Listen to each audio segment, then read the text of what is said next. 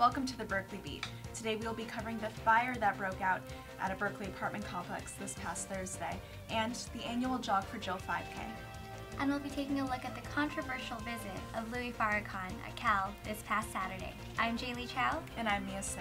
The Berkeley Beat starts now. Today's top story, a fire broke out at around 4 a.m. on Thursday morning at an apartment building on Dwight and Ellsworth. The fire reportedly burned through all 3 floors of the building, causing the roof to collapse, making the building uninhabitable. The Berkeley Fire Department determined the fire to be accidental, having started in a water heater closet. However, the investigation is still ongoing. There was a collapse of the 3rd story interior, and that resulted in us pulling our firefighters out of the building and fighting the fire in a defensive operation, which means that we're spraying water through the windows and through the rooftop to suppress the fire. Cal TV learned from residents that the fire alarm failed to go off. All occupants, however, were evacuated and accounted for with no reported injuries.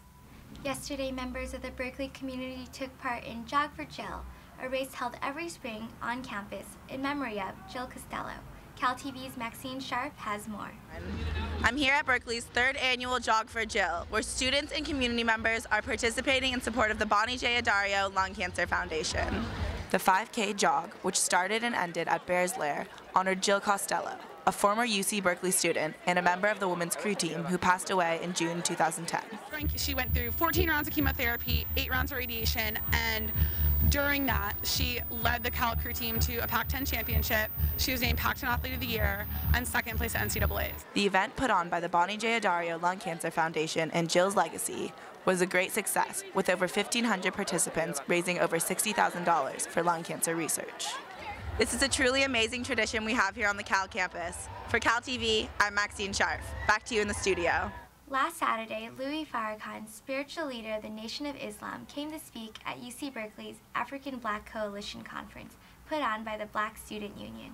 Farrakhan's appearance sparked controversy from student groups because of what opponents call anti-Semitic and homophobic statements from previous appearances. Although some members of the ASUC and UC President Mark Yudof opposed certain aspects of Farrakhan's discussion, they noted that he had the right to free speech on the Berkeley campus. Over 2,000 students anxiously awaiting their acceptances into the new housing complex on Channing may have to wait a little longer. A lot of people are in the same situation because so many people applied, so I think most people aren't going to be too thrilled with the decisions.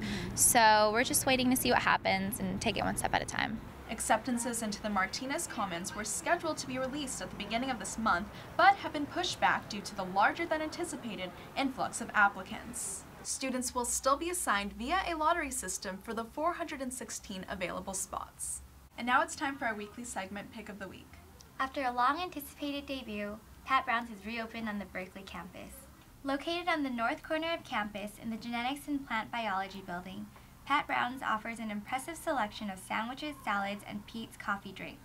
They're open Monday through Friday from 7:30 a.m. to 4 p.m., a perfect time to grab breakfast or lunch in between classes.